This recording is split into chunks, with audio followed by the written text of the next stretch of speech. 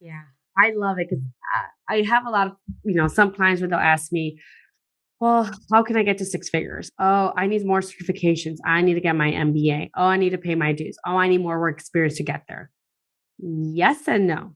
No, you don't need an MBA for the most part. Yeah. I lay on the scare, you gotta glow, you gotta glow. She had my attention, she gotta know. I'd like to welcome everyone to another episode of the Let's Get a Podcast. I'm your host Zeke, and in this episode I have Claudia Miller to speak about job search. Now, before we get into today's episode, I'll play this message. Hello, this is Lafayette. And I'm Carlos. From Nerds Talking the Podcast. That's right. Where we talk about everything from UFOs, comic books, movies, streaming services, conspiracy theories, ghosts, video games, and more. Kick-ass. All on Nerds Talking the Podcast. You can find us every Friday with new episodes on all digital platforms where you find your favorite podcast, Nerds Talking the Podcast. Now back to the show. I hope you have a nice day and enjoy the show. So, thank you for joining the podcast. Hi, I'm so excited to be here, Zeke, especially about some of the stuff we're going to be talking about today. Yes. Cool. So, for every podcast, what would your origin story be and how would you like to represent it? So I consider myself an ambitious person overall. I got good grades, did internships, and, was very involved in school. I had a full ride scholarship. So, I expected to have so many job interviews and offers, and I was going to handpick and select the best one because they're going to be all fighting for me. And I unfortunately graduated with one interview, and thankfully they offered me a job, but I clearly didn't know something. I just getting good grades, networking, internships, being active wasn't going to be enough because clearly it only got me one interview. So I needed to know how to figure things out. How do I get accelerated? How can I get interviews? How can I send out? So that's really what prompted me to start on this journey for me to figure out for myself. Since I'm the only one in my family that really graduated, from high school, really. So let alone master's and, bachelor's degree. So I couldn't rely so much on my family or neighbors or anyone I grew up because a lot of them didn't have college degrees. So I had to figure this out on my own or had to lean on other people, which wasn't in my network to figure that out. And that's how I, through trial and error, and it took me about 4 or 5 years. But then that's when I was able to successfully pivot into different industries. I got multiple times at least 30K salary increases. And now I just help others, get up to 100K salary increases and, get jobs within 90 days or less as a career coach. Nice. And before we get into all that, how would you like to represent your origin story? I would say, what got you here won't get you there. I love that book. And it's really because, what got me really good in school and I got good grades wasn't what got me to job search or, in my professional career. So I had to learn a different set of skills, network, and really gather. And even then, what got me to be very successful in my career is I had to learn different skill sets to be a successful business owner. So now it's always these new challenges for me. And I always have to almost unlearn what I just learned, in the past few years in order to get me to the next step. And I believe it's going to continue to happen. And I'm okay with it because I only use beliefs when they serve me. And once they don't, I try to really design a new mindset that will serve me best. That makes sense. So now let's get into topics in hand. So a lot of times on these podcast episodes, we see people who are in college or recently graduated. The first thing always comes to them is what I'm going to do after college. So what can things that students can do to help them before, then, and after? What I would recommend is, obviously you want to be good, have good grades and network and everything, but what's really going to get you those job offers, which I wish someone had told me instead of having that crippling situation of only getting one interview, is starting to understand and look at what you're interested in. So you can always go to the Office of Career Services. You can go to your student employment office. And I used to work at these offices. So that's why I know there's a lot of free resources out there for students or recent graduates. and really understand like what you want to do. And if you don't, just do internships. So how can you start your job search? Well, work with a resume writer. For the most part, universities tend to have resume writers free of charge or for a very minimal amount. If you are, maybe you work with them. Maybe I've had clients who tell me, I try to go with the resume writer in my university and it didn't get me any results. Well, that's when I recommend resume writing or working with a resume writer. So I actually write resumes as well for my clients. And on average, for every 10 jobs they apply to, they get anywhere between 2 to 4 interviews. It used to be higher before COVID. Now it's a lot more competitive now, but it doesn't mean you can't get interviews. So that's what I would focus on. So getting a resume writer. And you're like, well, how do I know I need a resume writer? If you're applying for more than 10 jobs and not getting at least 2 to 4 interviews, you need a resume writer. And so once you have figured it out, okay, now you're getting interviews, you want to start preparing for those interviews. And I would actually recommend to do it before you even start interviewing. Most people start interviewing or preparing for their interviews 2 to 3, maybe a week before their interviews is coming up. Usually there's a short turnaround time. They'll send you an email saying, hey, Zeke, we're interested in interviewing you. Let us know your availability for the next week or two. And, even if you extend it out 2 weeks out, that's only 2 weeks of preparation. When I work with my clients, I work with them anywhere between 4 to 6 weeks before they start interviewing. So most candidates can't compete with my clients. If you're up against one of my clients, I'm sorry, but you cannot compete with them because they've already been working on this for at least 4 to 6 weeks. Most people tend to have a few days or at most like maybe 2 weeks. So it's preparing for these interviews. What questions are they going to ask you? We already know they're going to ask you the common interview questions. Tell me about yourself. What is your greatest weakness? What is your greatest strength? How would others describe you? Like these questions are always tend to get like 80, 90% of the time, they always get asked. So start preparing. How do you want to brand yourself? What do you want to highlight? What are some of those achievements? And if you're like, I don't even know where to start, well, then that means you need to start networking before you even start interviewing or applying to jobs. If you're interested in a marketing coordinator role, for example, or like a entry data analyst, well, reach out to a current data analyst and, whether it's on the campus directory, like past, alumni, you can look up alumni and see who graduated from your university and just say, hey, I'm an alumni, I'm about to graduate and I'm interested in a data analyst role. I see you've been working now for at least a year or two and you also graduated. Can you tell me a little bit more about the interview process? What is the biggest challenge? What are some skill sets that you're surprised you have to know for a data analyst role besides the obvious? And you want to gather this intel so that way you can leverage it when you're interviewing. And you could even reach out to like managers that are managing data scientists and ask them, what is the hardest skill to hire for when looking for a data analyst? Can you tell me a little bit more about what makes a candidate stand out? Like during the interview, what is your most memorable candidate that you've interviewed? Ask these questions. And I like to say that it's almost asking for the answers to the test. Hey, I know what the test is about, what questions they are. Give me the answers. And then I'm going to craft and write and workshop an answer that I know is going to sound great during the interview process. So now that you know what is the hardest skill to hire for, that's what I would lead with. Oh, tell me about yourself. Oh, I am a recent graduate and my background has been in data analysis. So I've been managing big data, but my greatest skill set and what I'm, most proud of is I'm great at business acumen. I can speak to both technical and non-technical teams, and I can write stories based on data, depending how we slice and dice it. In case, let's just say that they said the hardest part about hiring a data analyst is someone that can be great at storytelling. So that's what you want to lead with because we already know that's going to make you stand out from the competition. And we gather that information through networking. So that's what I would recommend for like recent graduates. If you're already graduated like a year or two, that's how you want to start the process. And all of a sudden people are going to come to you asking like interviews, getting job offers. I had clients where they offer them a same job later that day. Like we know, Zeke, that you're interviewing other companies. We typically have another interview scheduled, but we know we want you. Here's the job offer. And if you sign in 24 hours and you stop interviewing with other companies, we would love to have you. We'll even give you a retention bonus. And that's honestly, I wish somebody would have told me. And that's how I would start job searching differently had I just been recently like about to graduate.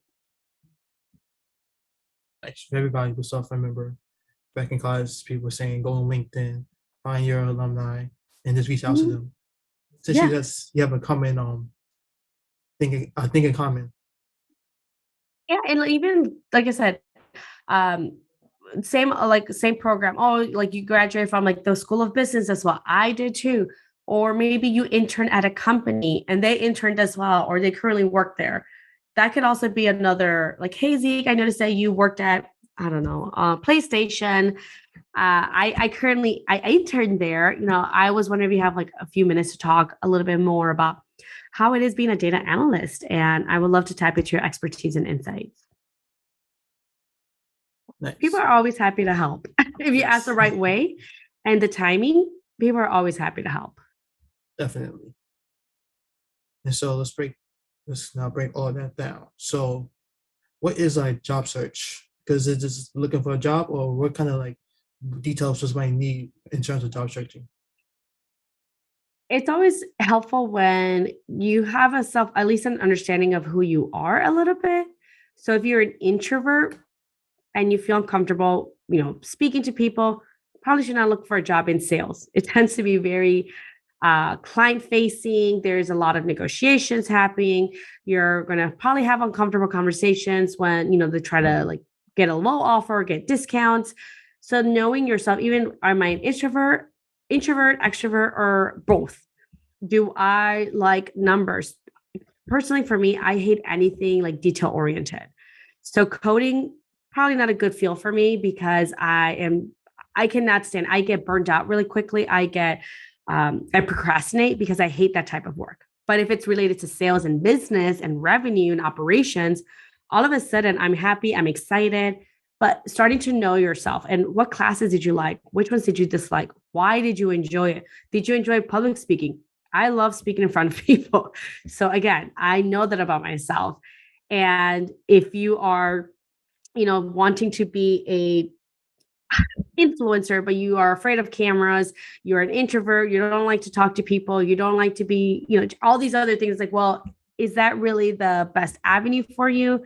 Maybe let's look at other sources or other outlets. And that usually happens through, again, networking, asking people, what do you do on a daily basis? What will most people be surprised about the role that maybe most people don't know?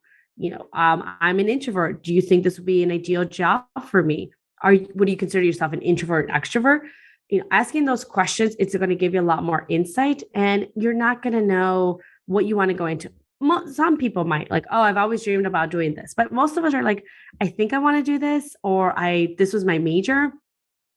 I'm not exactly sure where I want to go or what company. I just know that I want experience. I want to make at least a decent wage or some really good like salary starting in, but as far as exactly what I want to be in the next 15, 20 years, I have no idea. And don't feel bad if you don't have passion. My belief is passion is really fueled depending by how much we are exposed to. So, for example, I love being on podcasts now.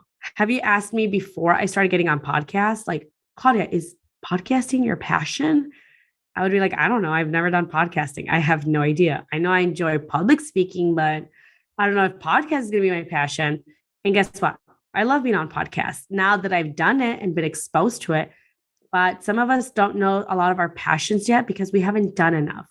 And the way to find your passion or develop a passion is by exposing yourself to more. Take courses, take certifications, take trainings and workshops, expose yourself, and then say, do I like this type of work? Yes or no? And if so, why not? Why don't I like it? Oh, it's having to do with like very detailed stuff and I absolutely hate it. Well, okay, that gives me a little bit more insight into what I should gravitate towards that I know I can thrive in.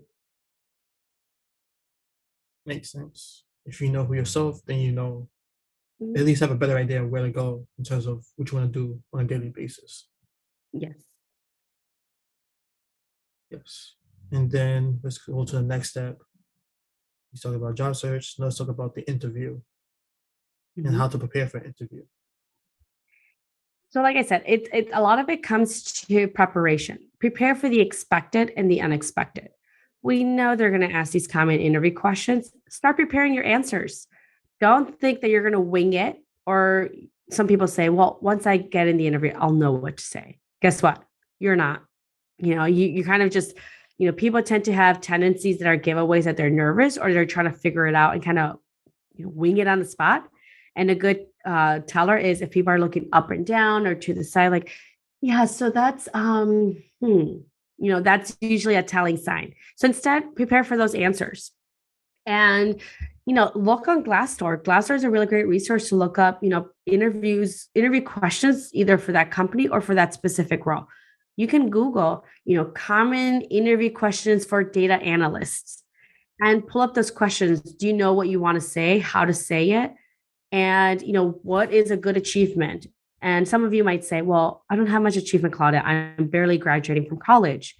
Well, what are some projects that you've worked on? Based on the networking you've done, what is one thing that keeps coming up over and over again? Is it those soft skills? Is it that business acumen? Is it that special programming language that maybe you did a project on it? So if they were to ask you, tell me like how well do you deal with rejection? In case that you do want to go into that sales or marketing role or consulting. Well, if we already found in our research, they're going to ask us that question. Let's start preparing for it. How do I deal with rejection? What is the question behind the question? So most people think that when they ask you, tell me about your weakness, you should lie about it and say something like a positive thing and make it look negative, but it's really positive. And an example of that is, oh, one of my weaknesses is that I'm such a hard worker. So I tend to work a lot and I, tend to say yes all the time and I have trouble saying no. That's not a really weakness. What they're really asking you with that question is, one, are you self-aware of your, imperfections or maybe skill sets you're not that good at? Two, are you willing to be vulnerable and be able to, discuss that with somebody else and share that? And three, what do you do when you do have a weakness? Do you just say, well, I'm just bad at public speaking. It's just the way that I was made. That's how I was born. There's nothing much I can do about it. Or are you that person that says, hey, I'm not the best at public speaking, especially when I don't know those people. Usually I'm comfortable with like a one-on-one once I get to know them.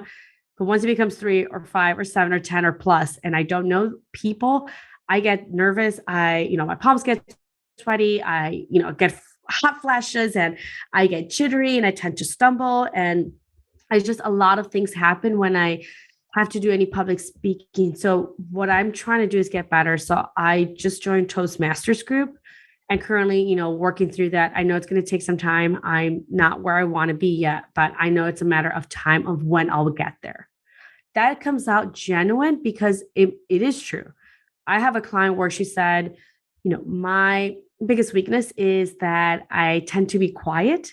I am an introvert. So I will not be the loudest person in the room. I do have a lot of value to add, and I do need to work around getting better around, speaking up, especially when I know I have great ideas. And it's funny because my husband is an extrovert. So what I'm doing is trying to, make sure I hang around with more of his friends. And I try to make it a goal of speaking up a little bit more than I usually would. And that's how I'm trying to get better at it. So like that's again, these answers come out genuine. And then there's a story behind it because it is true. And we're saying, hey, we're not perfect. And don't say like, yeah, I'm a bad public speaker. So I've been taking workshops and I public speak in front of like 1,000 people, but I consider that to be my weakness. It's like, okay, sure. So clearly you are not good at being self-aware. You are not coachable. You seem to or want people to think you're perfect. So you would never tell people when you need help or need assistance. And you're not going to do anything about it. So, maybe you're not a good employee for me to hire. I don't need a know-it-all. I don't need hey, I'm perfect, but this is my first entry-level job. Nobody wants to hire that. Be genuine. Now, if your weakness is project management and you're applying for a project manager role, that's probably not a good weakness. And I would even say, like, maybe you should look into another role if that's currently one of your biggest weaknesses. That also makes sense. Mm-hmm. Definitely. And then let's say we move on. Now we have the job. How do we negotiate? So understand. Yeah. So I would say it starts with mindset. I can give you all the best strategies, but if your listeners are thinking, well, how do I can negotiate? Or why would I negotiate? I should just be good if I get a job. I have no experience. Another one is if I negotiate, I'm going to come off as greedy. What if they take back the offer? I should, I shouldn't rock the boat.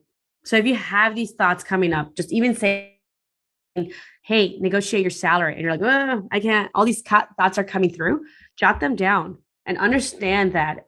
Because again, I can give you the best strategies, but if you're not going to take action, there's no point. So once you understand your mindset, you have to reframe it. I actually say that negotiating your salary makes you look confident and it's a competence trigger. What that means is you're good at having uncomfortable conversations and making them not uncomfortable. And two, it's, when I see someone negotiating their salary, it tells me that one, they understand their market value. Two, they are confident. And three, for me, it's like they send out, they're more likely to be a team or a team leader or a leader overall. So Zeke, if you negotiate your salary and you did it in a great way, and I was like, yeah, you know what? We can give you that much. So we're happy to have you on board. If I have anything coming up related to contract negotiation, working with vendors or negotiating, I'm going to think about you over all your other peers because one, you did it with me. So I'm going to entrust you with more responsibilities, which exposes you more to more promotions and upward mobility. Why? Because you negotiated your salary. So once you change your mindset saying, hey, actually not negotiating my salary is going to potentially rock the boat or it's going to put me behind in my career, I need to negotiate, then that's when we can move to next steps. And what I tell clients is I have talked to a lot of hiring managers, HR people, recruiters. And the most surprising thing is when they tell me when they extend a job offer, let's just say we have a budget of 60,000 for a data analyst role. They'll offer Zeke, you're interviewing. I'm like, hey, I think you're actually a really good candidate. Let me offer you $50,000 or $52,000. I'm not going to give you the 60,000 because if you negotiate, then I'm still within budget. I've allocated, or the department's allocated $60,000. So you're like, hey, Claudia, I want 60,000. I'm like, you know what? We can make that work. Actually, that's my budget. So that's why usually most hiring managers don't tend to go on the higher end of that salary range. So know that there's always money at the table and they expect and anticipate you negotiating. So that's why they don't typically end up offering on the top end. Now, if they do, then they'll say, hey, you know what? Actually, that's the most we can do. But let me see what I can do about it. Or you can say, you know what? I totally understand. I'd be more than happy to discuss benefits where I think that it can get us to that number. You need to have a plan. And the best way to have a plan is to prepare in advance and practicing. The way I'm saying it comes out like, oh, it's very conversational. It's like, oh, as a matter of fact, it doesn't sound confrontational. It doesn't sound like I'm nervous. Doesn't sound like I'm being slimy salesperson. It's because I've practiced this so much. I can comfortably talk about this, say it, not bat an eye. And I sound very nonchalant about it. I can't towards practicing. So same thing with interview. Your interview answers, practice them. Practicing saying like, hey, I'm actually looking for a salary of $70,000. Is there any way we can close that gap? And then just stay quiet. Let them figure out how they're going to close that gap. Hey, if they want to pay you in pennies to close that gap, $10,000 in pennies, I don't care. As long as we can get to the number, I'm happy. Maybe they can offer you a $5,000 sign-in bonus, increase your salary by $2,000 and give you $3,000 in stock to get you to a number. Okay, that's fine. Like I said, how can, is there a way you can get to a number? Let them get creative on how they can close that. So instead of them thinking, should we give them that 10,000? All of a sudden they're thinking, how can I give them that 10,000? Maybe I have so much in salary, but maybe I can give them a sign-on bonus, a relocation bonus, maybe some additional stock options or a professional stipend. And that can get us to that number. We change and reframe the question, not if they should give me, instead, how can they give me this amount? We'll definitely be taking these notes into the future. Yeah. Great. So I want to take one step back and go back to interviewing. Mm-hmm. So what questions do you ask the interviewer when you're interviewing? There's many different questions depending on the role, the industry. But I would, one thing I like to ask is, can you tell me a little bit more about, your top employee within your department and what makes them a top employee? And that's going to give you some insights depending on what you're looking for. If they say, you know what, my top employee is the first one in the office, the last one out, they're always working weekends, they're always there for everyone, and they're always so humble, and they've been in the role for 6 years, and they continue to do amazing work, then I'm like, wait, in order for me to be considered a top employee, I got to work weekends, nights. I have to stay in the same role for 6 years and, do everyone else's work while everyone else gets promoted. Like, yeah, no thanks. I'm not interested in trying to compete with that. But if they were to say, hey, my top employee actually is an avid learner, they do, they ask for different skill sets. So I give them opportunities. And one of them is trying to be manager. So I'm letting them lead team meetings. And, I'm able to do so because they do a great job. They're always looking to learn and they're trainable and coachable. All of a sudden, like this tells them more about the manager than the person itself. And another question I like to ask is, can you tell me what is the hardest skill set to hire for this role? And or why are you looking to hire someone externally as opposed to internally? Use those answers in your closing statement. I know I'd be a great asset to the department, especially since you're looking for someone external. And I know I can bring these specific skill sets and values. And I know I can be an asset to the company. And, as you mentioned, the hardest skill to hire for is soft skills. One of the things that my greatest strengths as well that I forgot to mention is I am great with people. I was vice president at my club. And I also am, I volunteer here or I go to church and I'm able to help and serve other, marginalized communities. All of a sudden you want to highlight that skill set. But again, it's all about asking the answers to the test. It's like saying, hey, can you give me a reason why you should hire me? Yes. And they'll give them the reasons. You're like, great. Well, I think you should hire me because to your point, I can deliver A, B, and C, and D. And you're looking to achieve this. I can help you get there. So that will be like another recommendation I have towards interviewing. But again, it all happens with practicing. And the last question I recommend all my clients to ask is, Zeke, based on everything we discussed today, do I have your support in moving forward to next steps? If they say, yes, you know what, Zeke, I think you're great. I think you'd be a great fit for the role. You'll be hearing from us. We're going to move you to the next interview round. You'll be speaking with my boss and blah, blah, blah. Now you can walk away with that interview saying, okay, great. I had the next interview. I'm not stressing about it. I'm not worried about like, oh my God, I forgot to mention this, or I shouldn't have said this, or I don't think I answered that question very well, or I forgot to answer the second part. You don't have to worry about that because they already told you, yes, you're moving forward. Now, if they say, you know what, Zeke, we're really looking for someone with a little bit more experience. I know you're just graduating. Okay, thank you for sharing that. Is there something specifically about someone that has experience that you're specifically looking at? Well, usually we want someone with a little bit more work experience that's familiar working corporate setting. Thanks again for that feedback. I may not have a job, but work experience, but I have worked in internships and I have worked in corporations, or I volunteered, or I've been part of this mentorship fellowship program with corporations where they connect us with just different mentors. And as far as my skill set, if you're worried about, emails and everything, I've taught courses. I've also taken these trainings. I've taken this Udemy or LinkedIn learning class on how to have email skills. I mean, some of these things that employers say are a little bit absurd, but then again, I've seen some, first hires where they'll send inappropriate things through work email that they shouldn't have, and they don't know email etiquette. So if those are the reasons why, or let's just say you've never taken a course on email etiquette, then you can send on your thank you email. Thanks again for so much for the interview. It was really insightful, the feedback you provided. Because of your feedback, it really got me thinking. I went ahead and enrolled in this LinkedIn learning class where it talks about email etiquette. So that way I can refine my skill sets and become, so that way when I do work in the workplace, I have a better understanding of that, corporate work etiquette that a lot of companies are looking for. And I hope that, this is just the beginning, and I'm looking to go with a company that I can grow and really refine and sharpen my skill set, because I am, ambitious, hungry, and I'm willing to learn and do the work that it needs to in order for me to be successful. Everything in life can be learned, But it's just, if you don't know why they're not moving you to next steps, you're not going to know what to say. So ask them. Makes sense.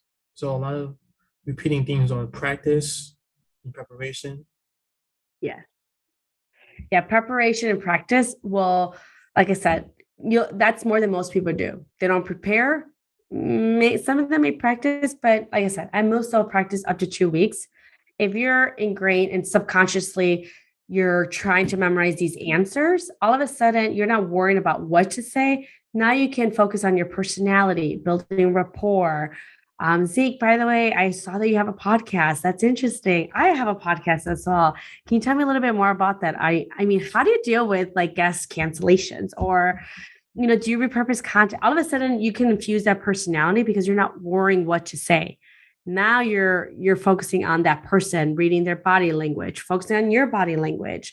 And like I said, talking about a little bit more and building that rapport that will really make you stand out. Nice. So now that we have the job, we did it for a couple of years and we want to change. How should somebody go about that? So I would backtrack a little bit. And I always tell clients, if you're an individual contributor, meaning you're not managing people, even a team lead is an individual contributor, then you want to focus the first 6 months, I would say 3 to 6 months learning the job, then the 6 to 18 months making the job better. Your goal is to always make the job better than what you came in. So if it took 10 days to process whatever accounts receivable, then try to make it, how can you get it to 7 or 8 days? How can we make this better? What are some of the bottlenecks? Is there a form that's always missing information? Maybe you want to talk to that person before that does the paperwork and then sends it to you saying, you know what, I wanted to know a little bit more about your process if you're able to find these numbers, because it does slow down and I know that we want to make this process faster. So understanding that is really going to help you advance in your career. All of a sudden, you're going to start seeing a lot of promotions, getting visibility towards leadership.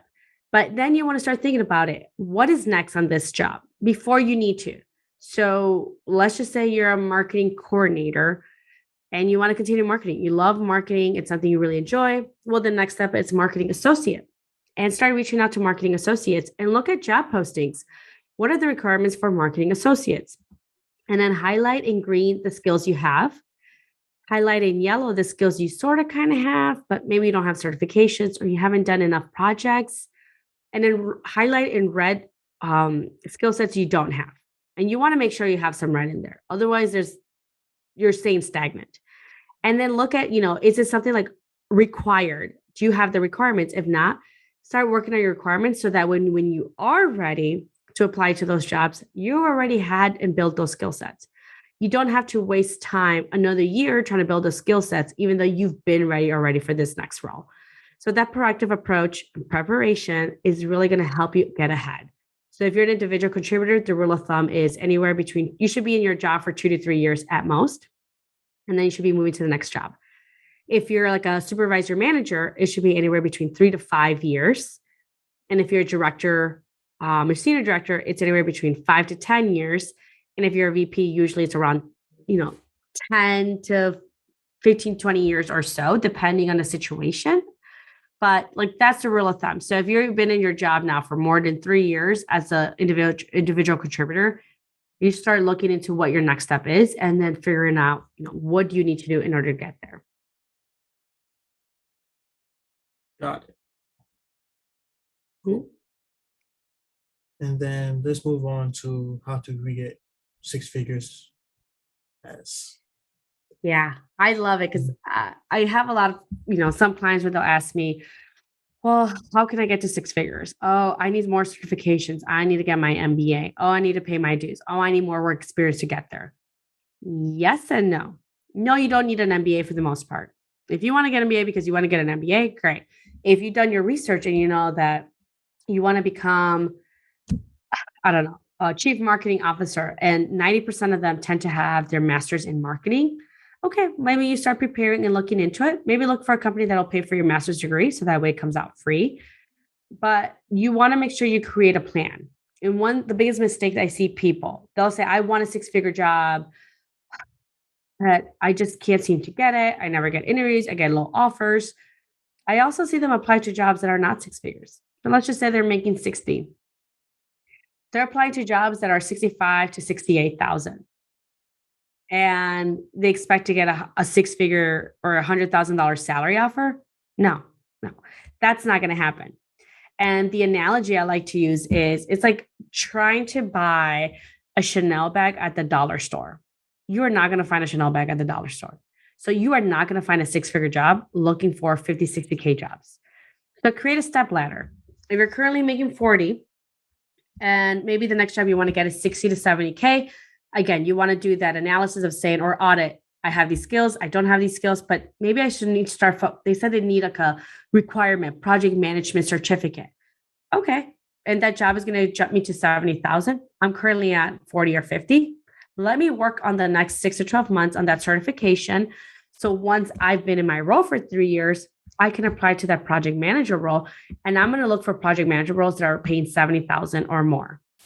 Once you have that project manager role, what is my next step? Do you enjoy project management? Yes or no? Maybe you want to become senior project manager. Okay, that's going to get me to like the 95, 100K. And maybe I should go into a technology company because they tend to get paid more. What do I need to become a senior project manager at a tech company? Let's look at job postings and see what I need to start developing now before I want to apply to that job. Once you get to that job, well, now you want to be director of project management office.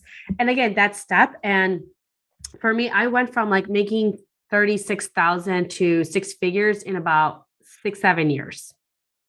So like I said, I created that value ladder, that step ladder. There was a point I was making 42,000. Guess what? I knew I wanted to make at least 75,000 in my next job. So I only focused on jobs that paid 70 to 75K plus. I wasn't looking at jobs making 50. I wasn't looking at jobs making 60. I was only looking at jobs and applying to jobs making over 70K. Well, how do I know how much they're making? Well, LinkedIn and Indeed, you can filter out jobs based on salary. You can quickly go on Glassdoor and see like what the salary range is. There will be a discrepancy. Like, for example, project manager, I think it comes anywhere between 50 to like 120,000. So then I look at, okay, well, what industries tend to pay more? Oh, technology companies. Great. Let me look at their job postings. And then again, I'm going to filter these jobs based on salary. And then once I got my 75K role, then I want to make 100K. What jobs? Again, it's a rinse and repeat process. And that's how I was able to get there really quickly. In getting there because I was intentional, focused, and I prepared, and I outbeat the competition every single time. So again, plan, see a pathway, and then work towards that path. Yes. And so with that path, how early should somebody think about that? Should they think about it when they're in college and high school, saying this is what I want to do, or should they still, or like after they get their first job? No, I mean, you can always explore. I mean, even if you get your first job, you're like, hey, I graduated my bachelor's with a focus in data analytics. You got your first data analyst role. Start assessing, do you like this or not? Talk to senior data analyst. How are they doing? Are you looking for a job that's work-life balance? Well, ask them, do you have work-life balance? Can you tell me how many hours do you work? You can talk to senior data analysts across various industries. Hey, you work at PlayStation. How is it being a data analyst at PlayStation? And again, you connect with people, just find them on LinkedIn and find a common denominator. Oh, we went to the same college. We went to the same high school. We're from the same town. Oh, we worked at the same company. We follow the same organizations. I mean, there's just so many ways that you can build a connection with someone and then start reaching out to them and asking questions. Again, the more you start learning and being self-aware, so assess like, oh, I hate doing this type of work at my job. Why do you hate it? Is it because it's so easy? Is it because the process could be better? Is it because it's frustrating because of the bureaucracy around it? Is it because it has to do a lot with numbers? Is it because the process has been overcomplicated and it could be resolved really quickly? Like, why do you hate this so much or dislike it? And then find the next job that you won't have to do much of that. The more we do of what we enjoy, the more we tend to be passionate about it. We thrive in it. We get exposed to it. We're excited about it. We make the process even better because we start chopping things that we don't like and we start focusing on more things that we do like. And that's how you're accelerating your career a lot faster. So I would say, like, talk to people, ask them, hey, can you tell me, you've been a senior data analyst now for 3 years? What has been your biggest achievement? What do you think has made like the biggest, what have you learned the most in the past 3 years as senior data analyst that you wish you would have known starting out? Ask the answers to the question, ask them. And then, like I said, if you're like, oh, I realized that I really hate doing this aspect of it and I've become a senior data analyst, I'm going to be doing even more of that. Maybe I should consider looking at to other departments, other types of roles, maybe other industries that may not have to do that so much. Or maybe I should just think about other type of jobs that may be a better fit, because clearly this is just something I truly dislike. Makes sense. Mhm. And then if somebody's come to you for help, what should they do to prepare to make their own process easier? So if they were coming to me for help with, so at the end of the day, what I look for is someone that is coachable. So if you're thinking, well, I don't know if I can get a job because of the economy and how things are going and the unemployment rate and whoever's president, I I'm not going to be able to. That's why I haven't gone ahead, and that's why I haven't had a job. Well, guess what? I can't change that. I can't change who's president. I can't change the economy. I can't change where you went to school. I cannot, I have no control over that. But if you're thinking, hey, I want to work with someone that can help me. I know that I'm willing to learn anything. I know that maybe I just don't know how to sell myself. I don't know how to approach it or what to do. But if someone just taught me or showed me how, I would implement and take action. Well, guess what? I can help you because I can help. I already have the strategies that have been proven and tested against pandemics and people with no experience, people with a lot of experience. I've had stay at home moms who haven't worked in 15 years. And after working with me, can get jobs within 90 days and get paid really good salaries. They don't have to start from scratch. So if that's all you need, strategies and execution, what to do and how to do it, I can help you with that. You are totally my ideal client because, again, you have a different mindset. Again, I know some clients, well, I want this job, but I didn't graduate from an Ivy League degree. Okay, well, I can change that. You already went to school. You already graduated that. But you're like, I know that there's some people that work there. They don't have Ivy League degrees, but I want to know how they did it. And as soon as I know how to do it, I know I'm willing to do anything to work at this company. Great. I can help you find those strategies. I know how to implement. We'll work together and practice it until you are confident and ready to go and have those conversations. So if that's the most important thing, mindset. Everything else is like, oh, I don't have experience, or I don't know, I'm not an expert yet. Don't worry about it. Everyone has a market differentiator, and it's all about branding and how we brand the situation. And what I mean by that is, when I was looking for my next job, I applied to a job and it said that it required a nursing degree or clinical background. I did not have any clinical background or nursing degree whatsoever. So by paper, I look already underqualified. I still applied. If you qualify for 30-40% of the job posting, go ahead and apply. So I applied to the job and I asked them, do I have your support moving forward to next steps? And they said, you know what, Claudia, I think you're great, but we're looking for someone in a clinical background. We're a hospital, so you're going to have to work with a lot of clinicians, and we really want someone that has that acumen, that clinical acumen, and can really understand clinical terms. I totally understand that, Zeke. Thank you for sharing that with me. Based on what we discussed and what your biggest objective or goal is for this role is to improve the patient experience. I can help you with the patient experience because I am your ideal client. I don't have a clinical background. I don't have a nursing degree. So if I can't understand it, our patients can't understand it. And I will work, with the patients to really understand where are those gaps and how we can fill those gaps in order to help them feel at ease and feel like they're at a great hospital and they're supported. And we want to be able to provide those resources to them. I got the job and a 30K salary increase. Let's just say I did have that experience and they're like, well, Claudia, you know what? We are looking for someone that doesn't have clinical experience or a nursing degree. Thank you for sharing. It sounds like you're looking to improve the patient experience. And as a clinician and a nursing background, there's a lot of medical terminology out there that's hard to translate. And I do this in every day with my patients that I currently work with, and even with my family members. They don't have that clinical background, and I'm able to come in and really understand what that means and be able to translate that to someone that doesn't have a clinical background. And that's why I be an asset to the organization, because I can understand that information and I can, speak to in clinical terms to all our clinicians, our doctors, our physicians assistants, and all the rest of the nurses. And I can connect with them because I understand where they're coming from. I can argue either side. It doesn't matter. It just depends what side I'm in. And then I'm going to find a reason to argue that side. So either way, they're like, oh, that actually does sounds good too. But again, I had preparation in order to build that argument. And I'll be, candidates that had nursing degrees, clinical backgrounds, and I was still able to get a salary increase just because I had time to prepare and build that argument. Nice. Mm-hmm. And thank you for being on the podcast. So coming down to the end. So the last question will be, what would you name your origin story?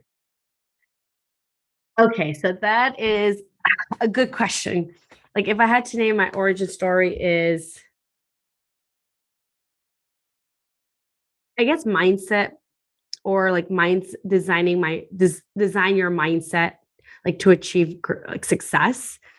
Because like I said, I grew up from humble beginnings. I grew up on food stamps. I was homeless at some point. Like we lived in a homeless shelter.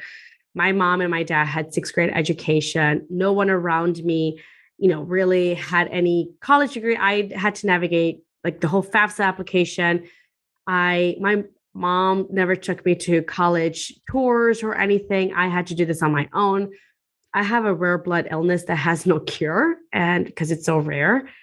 And yet, if you look this on paper, and this is usually happens to marginalized communities and persons of color, is, well, she should have been pregnant already, and at the age of 16, like that she grew up in poverty, like that just makes sense. It's part of the statistic. You're just another stat. And for whatever reason, God willing, had me looking. He was looking out for me, and now I'm in a different mindset. I see abundance everywhere. I grew up in scarcity, and yet I see abundance. I'm grateful to just have a pantry full of food. I'm grateful to live in a safe home. I'm grateful to have a roof over my head. And, a lot of these things, like my past is still there. And I had a very, pretty traumatizing past. Like I'm telling you, like the nice stuff, like the PG version of like what was my upbringing. But I don't let that stop me. And it's because I've, really worked a lot and invested and done a lot of the work on helping my mindset. I see people that I grew up with where they're thinking, I can't get ahead. My parents don't even have, degrees. That's why I don't graduate from college. Or here's why I can't do this because of, where I grew up. And, we can either make those excuses, or we can make those our fuel in order to do better and do better. No, I don't have a network, so I need to go build one. Oh, I don't know how to build one. That means I need to find somebody to teach me. I'll read a book. I'll read a course. I'll watch whatever that is in order to gain that skill set to get me where I would need to be and want to be. So again, it's a lot about mindset, and, come with that was being grateful. And of course, now I found God. So it's like, I have a lot more faith in, in things where I didn't have growing up. But again, it all started with my mind. And once you know how to build a mind that serves you, that's when you start seeing success. That's when you start becoming unstoppable.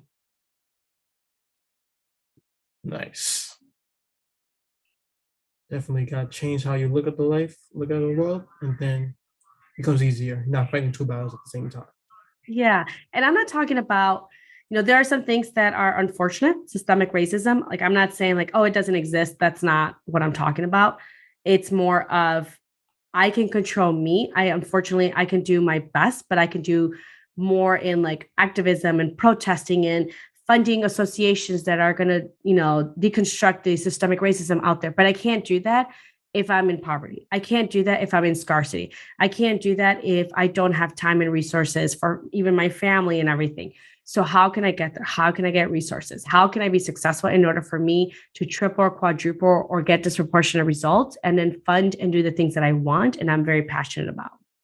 So like it's really understanding that difference and, again, having beliefs that serve you. Nice. So again, thank you for joining the podcast. Thanks for having me, Zeke. No problem. And where can people find you? They can go to my website at claudiatmiller.com. I'm also on Instagram at Claudia T. Miller and on LinkedIn, Claudia T. Miller.